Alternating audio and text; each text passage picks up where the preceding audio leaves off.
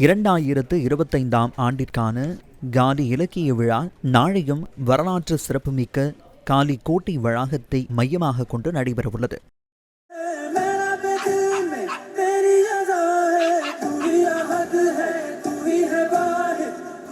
கலந்துரையாடல்கள், பயிற்சி பட்டறைகள், விவாதங்கள் என்பன இலக்கிய விழாவில் உள்ளடங்குகின்றன. Come at the give a book project என்ற சிறப்பு நிகழ்ச்சியானது காலி இலக்கிய விழாவுடன் இணைந்து நடத்தப்படுகிறது.